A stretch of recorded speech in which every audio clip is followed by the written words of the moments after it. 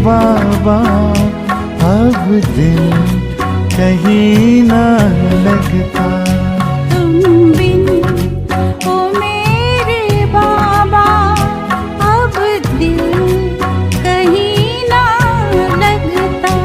तन है भले यहाँ पर, तन है भले यहाँ पर, मन तो वतन में रहता। तुम बिन ओ मेरे बाबा अब दिल कहीं ना लगता। तुम बिन ओ मेरे बाबा अब दिल कहीं ना लगता।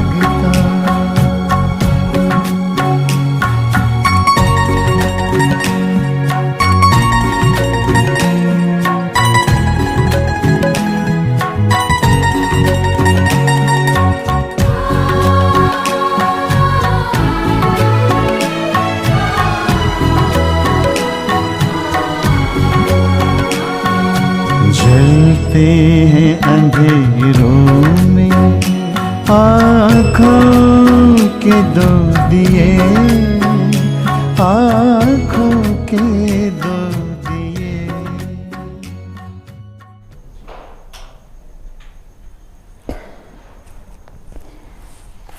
शांति। आज बाबा की 1 फरवरी 2021 की मुरली है। बाबा कह रहे हैं, मीठे बच्चे, गरीब निबाज बाबा तुम्हें कौड़ी से हीरे जैसा बनाने आए हैं, तो तुम सदा उनकी श्रीमत पर चलो। शिव बाबा कह रहे हैं कि गरीब निबाज बाबा तुम्हें कौड़ी से हीरे जैसा बनाने आए हैं, तो हमें पूरा श्रीमत पर चलना है। प्रश्न है आज के कि पहले तुम्हें सभी को कौन सा एक गुह्य राज समझाना चाहिए। बाबा प्रश्न पूछ रहे हैं कि पहले तुम्हें सभी को कौन सा एक गुह्य राज समझाना चाहिए। तो बाबा उत्तर में कह रहे हैं कि बाप दादा का गुह्य राज ये सुनाना है कि बाप दादा कौन है। तुम जानते हो, यहाँ हम बाप दादा के पास आए हैं, यह दोनों इकट्ठे हैं। शिव बाबा ब्रह्मा बाबा दोनों इकट्ठे हैं। शिव की आत्मा भी इसमें है। ब्रह्मा बाबा की भ्रुकुटी में शिव बाबा की आत्मा बैठा है। ब्रह्मा की आत्मा भी है। एक आत्मा है, दूसरा परमात्मा। तो पहले यह गुह्य राज सबको समझाओ कि यह बाप दादा इकट्ठे हैं। यह दादा भगवान नहीं है, ब्रह्मा बाबा भगवान नहीं है, मनुष्य भगवान होता नहीं। भगवान कहा जाता है निराकार को। वह बाप है शांति धाम में रहने वाला। भगवान जो निराकार है वो शांति धाम में रहने वाला है। गीत है आज की, आखिर वह दिन आया आज जिस दिन का हम इंतजार किया करते थे। ओम शांति।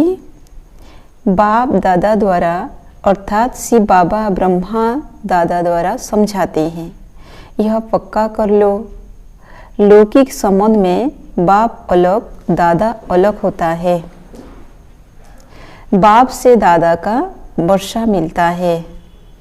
कहते हैं दादे का वर्षा लेते हैं। यह है गरीब निवाज। गरीब निवाज उनको कहा जाता जो आकर गरीब को सिरताज बनाते हैं। तो शिव बाबा आके गरीब को सिरताज बना रहे हैं। तो पहले पहले पक्का निश्चय होना चाहिए कि यह कौन है, यहाँ पढ़ाने वाला, वर्षा देने वाला कौन है, यहाँ पहले पक्का कर लेना चाहिए। देखने में तो साकार मनुष्य हैं, इनको यह सब ब्रह्मा कहते हैं। तुम सब ब्रह्मा कुमार कुमारियाँ हो, जानते हो हमको वर्षा शिव बाबा से मिलता है। जो सबका बाप आया है वर्षा देने के लिए, बाप वर्षा देते हैं सुख का। फिर आधा कल्प बाद रावण दुख का श्राप देते हैं। भक्ति मार्ग में भगवान को ढूंढने लिए धक्का खाते हैं, मिलता किसी को कुछ नहीं। भारतवासी गाते हैं तुम माता पिता हम बालक तेरे। फिर कहते हैं आप जब आएंगे तो हमारा एक ही आप होंगे, दूसरा ना कोई। भक्ति मार्ग में गाते हैं कि जब आप आएंगे तो हम आपके ऊपर बलिहार जाएंगे। लेकिन बाबा आ भी जाते हैं, फिर भी लोगों को पता नहीं चलता है, निश्चय नहीं होता है। और कोई साथ हम ममत पर नहीं रखेंगे। हमारा तो एक शिव बाबा, तुम जानते हो यह बाप है गरीब निवाज। गरीब को साहूकार बनाने वाला, कोड़ी को हीरे तुल्य बनाने वाला, अर्थात कलिजुगी पतित कांगाल से सतयुगी सिरताज बनाने के लिए बाप आए हैं। तुम बच्चे जानते हो यहाँ हम बाप दादा के पास आए हैं। यह दोनों इकट्ठे हैं। शिव की आत्मा भी इसमें है, ब्रह्मा की आत्मा भी है। दो हुई ना, शिव बाबा की आत्मा और ब्रह्मा बाबा की आत्मा, दो आत्मा हुए ना। तो एक आत्मा है, दूसरा है परम आत्मा। तुम सभी हो आत्माएं। गाया जाता है आत्माएं परमात्मा अलग रहे बहुकाल। सुंदर मेला लग गया जब सदगुरु मिला दलाल। तो पहले नंबर में मिलने वाली हो तुम आत्माएं, अर्थात जो आत्माएं हैं वह परमात्मा बाप से मिलते हैं, जिसके लिए ही पुकारते हैं कि ओ गॉड फादर। जब शिव बाबा परमात्मा आते हैं तो सारी आत्माएं, ये बच्चे बाबा से मिलन मनाते हैं संगम युग पर। तो तुम उनके बच्चे ठहरे, फादर से जरूर वर्षा मिलता है। तो बाबा कहते हैं भारत जो सिरताज था वह अभी कितना कांगाल बना है। अभी मैं फिर तुम बच्चों को सिरताज बनाने आया हूँ। तुम डबल सिरताज बनते हो। एक ताज होता है पवित्रता का, उसमें लाइट देते हो। दूसरा है रतन जड़ित ताज। तो पवित्रता की ताज अभी शिव बाबा हमें पहना रहे हैं, पवित्रता की स्वरूप बना रहे हैं बाबा। फिर सतयुग में हमें रतन जड़ित ताज मिलेगा। तुम डबल सिरताज बनते हो। एक ताज होता है पवित्रता का, उसमें लाइट देते हो। दूसरा है रतन जड़ित ताज। तो पहले पहले यह गुह्य राज सबको समझाना है। यह बाप दादा इकट्ठे हैं। यह भगवान नहीं है, ब्रह्मा बाबा भगवान नहीं है। मनुष्य भगवान होता नहीं। भगवान कहा जाता है निराकार को। वह बाप है शांति धाम में रहने वाला, जहाँ तुम सभी आत्माएं रहती हो, जिसको निर्वाण धाम अथवा वानप्रस्थ कहा जाता है। फिर तुम आत्माओं को शरीर धारण कर यहाँ पाठ बचाना होता है। आधा कल्प सुख का पाठ और आधा कल्प है दुख का पाठ। सत्रेत्या युग में हम सुख का पाठ बचाते हैं और द्वापर कली युग में दुख का पाठ प्ले करते हैं। जब दुख का अंत होता है तब बाप कहते हैं मैं आता हूँ। यह ड्रामा तो बना हुआ है। तुम बच्चे यहाँ आते हो भट्टी में, यहाँ और कुछ बाहर का याद नहीं आना चाहिए। जब भट्टी में माउंट आबू जाते हैं मधुबन, तो कहाँ बाहर का याद नहीं आना चाहिए। यहाँ है ही माता पिता और बच्चे, और यहाँ शूद्र संप्रदाय है नहीं। जो ब्राह्मण नहीं है उनको शूद्र कहा जाता है। उनका संग तो यहाँ है नहीं। यहाँ है ही ब्राह्मणों का संग। मधुबन भी जब हम जाते हैं तो वहाँ कोई शूद्र नहीं है, सब ब्राह्मण बच्चों के साथ हम रहते हैं। तो ब्राह्मण बच्चे जानते हैं कि शिव बाबा ब्रह्मा द्वारा हमको नर्क से स्वर्ग की राजधानी का मालिक बनाने आए हैं। अब हम मालिक नहीं हैं क्योंकि हम पतित हैं। हम पावन थे, फिर 84 का चक्र लगाए 100 रोजो तोमों में आए हैं। सीढ़ी में 84 जन्मों का हिसाब लिखा हुआ है। जो सीढ़ी चित्र में बाबा समझा रहे हैं कि टोटल 84 जन्मों का हिसाब है। तो बाप बैठकर बच्चों को समझाते हैं। जिन बच्चों से पहले पहले मिलते हैं फिर उन्हों को ही पहले पहले सतयुग में आना है। शिव बाबा जब आते हैं और जिन बच्चों से पहले पहले मिलते हैं तो उन बच्चों को ही पहले पहले सतयुग में आना है। तुमने 84 जन्म लिए हैं। रचता और रचना की सारी नॉलेज एक बाप के पास ही है। वही मनुष्य सृष्टि का बीज रूप है। जरूर बीच में ही नॉलेज होगी कि इस झाड़ की कैसे उत्पत्ति, पालना और विनाश होता है। शिव बाबा नॉलेजफुल है। बीज है झाड़ की, तो उसी में ही सारे नॉलेज है कि कैसे झाड़ की उत्पत्ति, पालना और विनाश होता है। यह तो बाप ही समझाते हैं। तुम अब जानते हो हम भारतवासी गरीब हैं। जब देवी देवता थे तो कितने साहूकार थे। हीरों से खेलते थे। सतयुग में हीरों से खेलते थे। हीरे जवाहरात का महल था वहाँ पे, तो हीरों के महलों में रहते थे। और बाप स्मृति दिलाते हैं कि तुम कैसे 84 जन्म लेते हो। बुलाते भी हैं कि हे पतित पावन गरीब निवाज बाबा आओ, हम गरीबों को स्वर्ग का मालिक फिर से बनाओ। स्वर्ग में सुख घनेरे थे, अब दुख घनेरे हैं कलियुग में। तो बच्चे जानते हैं इस समय सब पूरे पतित बन पड़े हैं। अभी कलियुग का अंत है, फिर सतयुग चाहिए। तो पहले भारत में एक आदि सनातन देवी देवता धर्म था। अब वह प्रायलोप हो गया है और सब अपने को हिंदू कहलाते हैं। इस समय क्रिश्चियन बहुत हो गए हैं क्योंकि हिंदू धर्म वाले बहुत कन्वर्ट हो गए हैं। तुम देवी देवताओं का असुल कर्म श्रेष्ठ था। तुम पवित्र प्रवृत्ति मार्ग वाले थे। अब रावण राज्य में पतित प्रवृत्ति मार्ग वाले बन गए हो, इसलिए दुखी हो। तो सुखी होने के लिए फिर से हमें क्या करना पड़ेगा?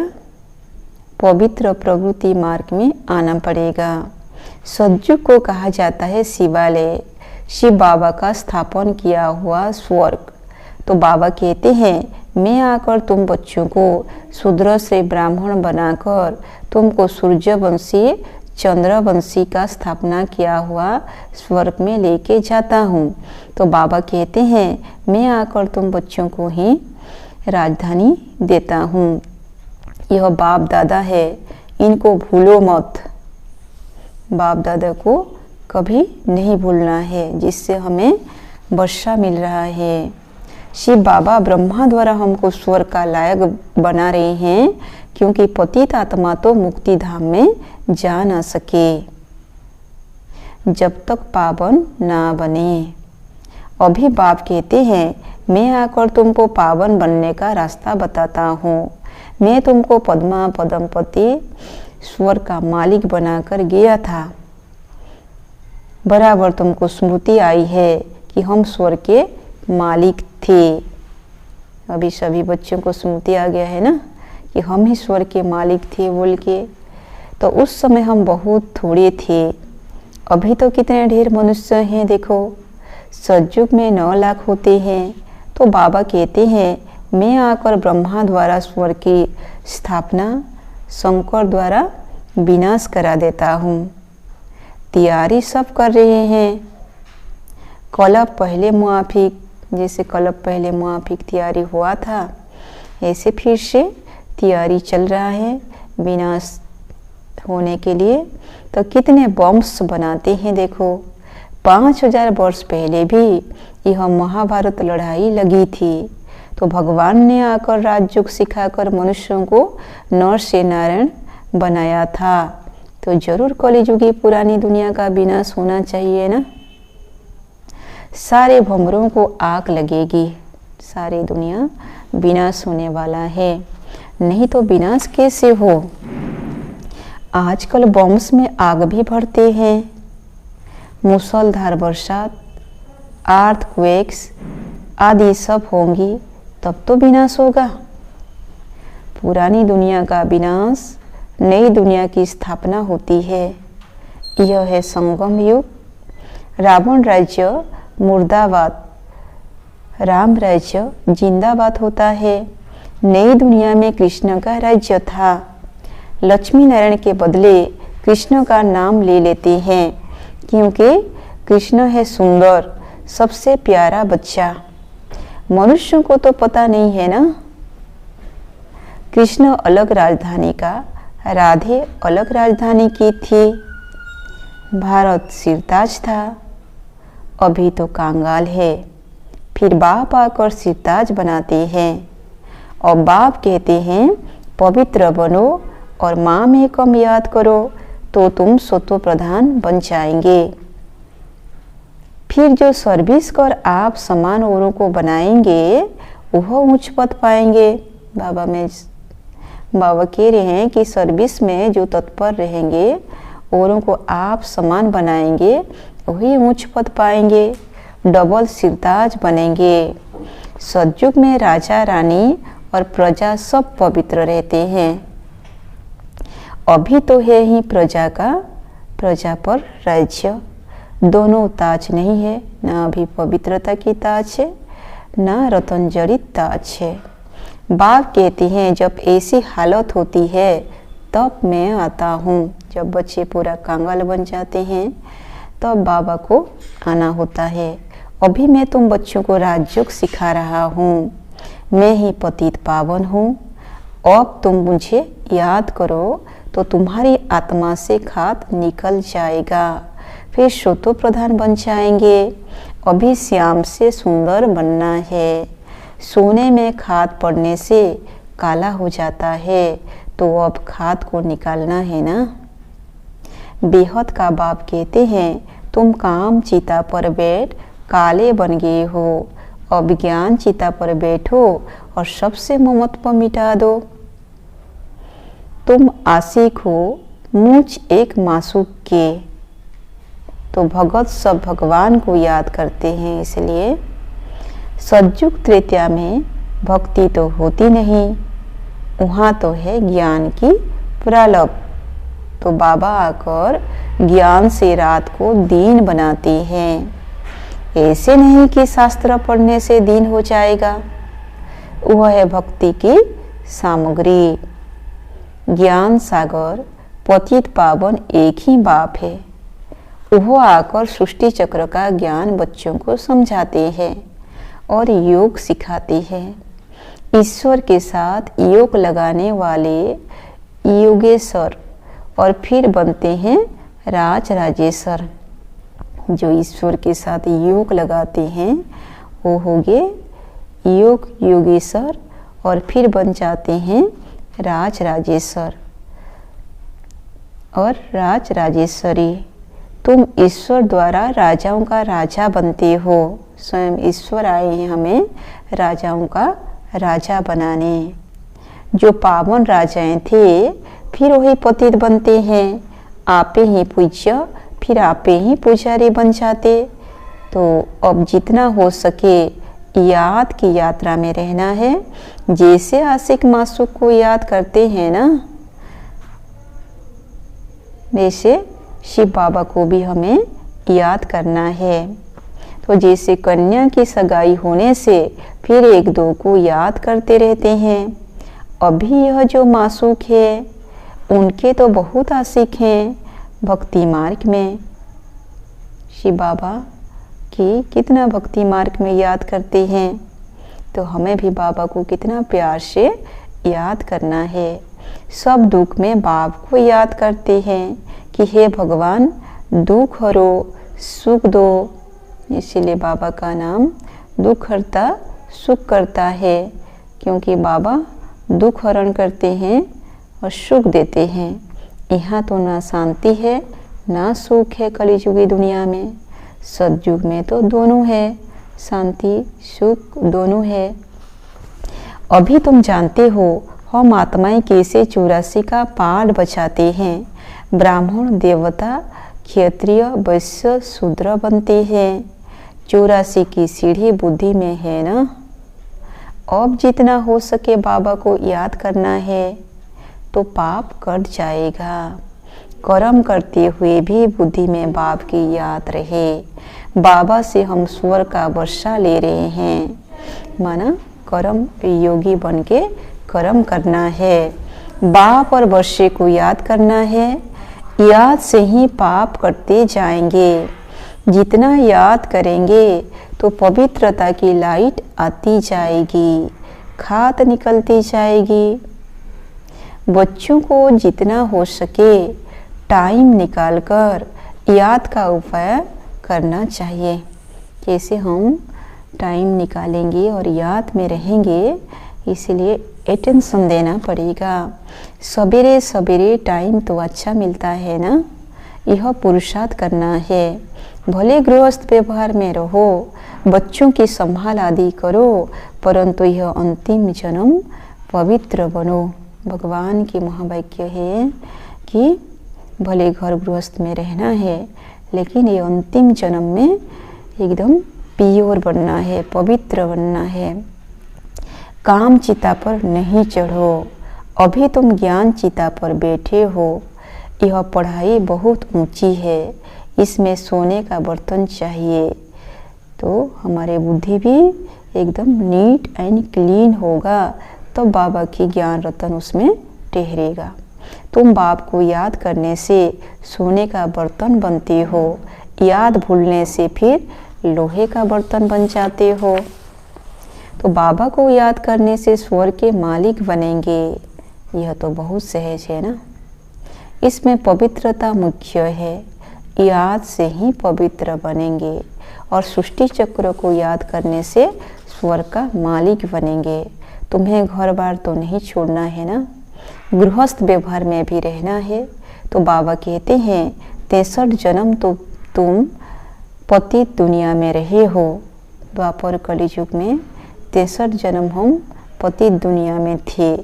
अब शिवालय अमर लोक में चलने के लिए तुम यह एक जन्म सिर्फ पवित्र रहो। भगवान कह रहे हैं शिव बाबा कि ये अंतिम जन्म में हमें सिर्फ पवित्र बनना है, क्योंकि हमें शिवालय अमर लोक में जाना है।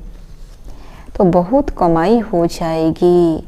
5 विकारों पर जीत पानी है तो भी जगत जीत बनेंगे, नहीं तो पद पा नहीं सकेंगे। बाप कहते हैं मरना तो ऐसे ही सबको है, यह अंतिम जन्म है, फिर तुम जाए नई दुनिया में राज्य करेंगे। हीरे जवाहरातों की ही खानियाँ भरपूर हो जाएंगी। सतयुग में हीरे जवाहरात की खानियाँ भरपूर हो जाएगा। यह अंतिम जन्म है, फिर तुम जाकर नई दुनिया में राज्य करेंगे। लेकिन अभी अंतिम जन्म है, तो भगवान की कंडीशन है कि एक जन्म तो सिर्फ पवित्र बन के दिखाओ। तो ऐसे बाप के बनकर उनकी मौत पर भी चलना चाहिए ना। जिस दुनिया का मालिक बना रहे हैं बाबा, उस दुनिया में चलने के लिए बाबा की श्रीमत पर तो चलना चाहिए ना। श्रीमत से ही तुम श्रेष्ठ बनेंगे। रावण की मौत से तुम भ्रष्टाचारी बने हो, और बाप की श्रीमत पर चल तमो प्रधान से सतो प्रधान बनना है। बाप को याद करना है और कोई तकलीफ बाप नहीं देते हैं। बाबा सिर्फ याद करो और पवित्र बनो। तो इसमें हम पवित्र दुनिया की मालिक बन जाएंगे। तो बाबा ऐसा तो हमें कठिन काम नहीं दे रहा है। तो भक्ति मार्ग में तो तुमने बहुत धक्के खाए हो, अब सिर्फ बाप को याद करो और सृष्टि चक्र को याद करो, स्वदर्शन चक्रधारी बनो, तो तुम 21 जन्मों के लिए चक्रवर्ती राजा बन जाएंगे। तो बनेंगे ना सब। अनेक बार तुमने राज्य लिया है और गवाया भी है। आधा कल्प है सुख, आधा कल्प है दुख। तो बाबा कहते हैं मैं कल्प कल्प संगम पर आता हूँ, तुमको सुख धाम का मालिक बनाता हूँ। अभी तुमको स्मृति आई है कि हम कैसे चक्र लगाते हैं। तो स्मृति आई है ना कि कैसे हम चक्र लगा के फिर से यहीं पर आए हैं। यह चक्र बुद्धि में रखना है। तो बाबा है ज्ञान का सागर, तुम यहाँ बेहद के बाप के सामने बैठे हो। तो बाबा की मुरली चल रहा है, बाबा हमारे सामने हैं, ये हमारी बुद्धि में रहना चाहिए। ऊंचे ते ऊंच भगवान प्रजापिता ब्रह्मा द्वारा तुमको वर्षा देते हैं। तो अब बिना सोने के पहले बाप को याद करो और पवित्र बनो। बाबा की पहला कंडीशन है कि पवित्र बनो, योगी बनो। तो बाबा कितना सहज काम दे दिया हमें कि बस मुझे याद करो और पवित्र बनोगे तो सतयुग का मालिक बन जाओगे। तो सब करेंगे ना, बाबा की श्रीमत पर चलेंगे ना। अच्छा, मीठे मीठे सिकिलधे बच्चों प्रति माता पिता बाप दादा का याद प्यार और गुड मॉर्निंग। रूहानी बाप के रूहानी बच्चों को नमस्ते। हम रूहानी बच्चों के रूहानी बाप दादा को याद प्यार गुड मॉर्निंग, नमस्ते नमस्ते, ओम शांति ओम शांति। तो धारणा के लिए मुख्य सार है मुरली की। पहला नंबर, निरंतर बाप की याद में रहने के लिए बुद्धि को सोने का बर्तन बनाना है। बाबा ने क्या सुनाया कि निरंतर बाप की याद में रहने के लिए बुद्धि को सोने का बर्तन बनाना है। कर्म करते भी बाप की याद रहे, याद से ही पवित्रता की लाइट आएगी। सेकेंड नंबर है, मुरली कभी मिस नहीं करनी है। बाबा की मुरली कभी मिस नहीं करनी है। ड्रामा के राज को यथार्थ रीति समझना है। भट्टी में कुछ भी बाहर का याद ना आए। जब भी हम योग भट्टी में जाते हैं मधुबन, तो वहाँ रहते हुए कहाँ बाहर की किसी को भी कोई व्यक्ति वस्तु को याद नहीं करना है। सिर्फ बुद्धि में बाबा ही बाबा रहे। आज की वरदान है, स्वयं पर बाप दादा को कुर्बान कराने वाले त्याग मूर्त निश्चय बुद्धि भव। आज बाबा ने क्या वरदान दिया कि स्वयं पर बाप दादा को कुर्बान कराने वाले त्याग मूर्त निश्चय बुद्धि भव के वरदान दिए बाबा ने। तो डिटेल्स में बाबा समझा रहे हैं कि बाप मिला तो सब कुछ मिला। इस खुमारी व नशे में सब कुछ त्याग करने वाले ज्ञान स्वरूप निश्चय बुद्धि बच्चे बाप द्वारा जब खुशी, शांति, शक्ति व सुख की अनुभूति करते हैं तो लोक लाज की भी परवाह न कर सदा कदम आगे बढ़ाते रहते हैं। तो बाबा ने कितना अच्छा समझा रहे हैं कि बाप मिला तो हमें सब कुछ मिल गया। तो इसी खुशी में व नशे में जब रहते हैं तो हम ज्ञान स्वरूप निश्चय बुद्धि बन जाते हैं और उससे हमें बहुत खुशी, शांति, शक्ति व सुख की अनुभूति हो जाता है। और इससे फिर हमें क्या होता है, हम लोक लाज से परवाह नहीं करते, सदा हमारा कदम आगे बढ़ता रहता है। उन्हें दुनिया का सब कुछ तुच्छ असार अनुभव होता है। दुनिया में कुछ भी कोई बोल दिए, कुछ भी हो जाए, लेकिन हमें उसमें असर नहीं पड़ता। सारी दुनिया की चीज़ें तुच्छ और असार अनुभव होता है। ऐसे त्याग मूर्त निश्चय बुद्धि बच्चों पर बाप दादा अपनी सर्व संपत्ति सहित कुर्बान जाते हैं। इससे बच्चों पर बाप दादा भी कुर्बान जाते हैं। जैसे बच्चे संकल्प करते कि बाबा हम आपके हैं, तो बाबा भी कहते हैं कि जो बाप का सो आपका। जो बच्चे संकल्प करते हैं कि बाबा हम आपके हैं, तो बाप भी उनके लिए कुर्बान जाते हैं। आज की स्लोगन है, सहज योगी वो हैं जो अपने हर संकल्प व कर्म से बाप के स्नेह का वाइब्रेशन फैलाते हैं। बाबा स्लोगन में हमें बोले कि सहज योगी वो हैं जो अपने हर संकल्प व कर्म से बाप के स्नेह का वाइब्रेशन फैलाते हैं। तो हम सब बाबा के सहज योगी बच्चे हैं ना, तो हमारे हर संकल्प में, हर कर्म में बाप के स्नेह का वाइब्रेशन लोगों तक पहुंचना चाहिए। ओम शांति।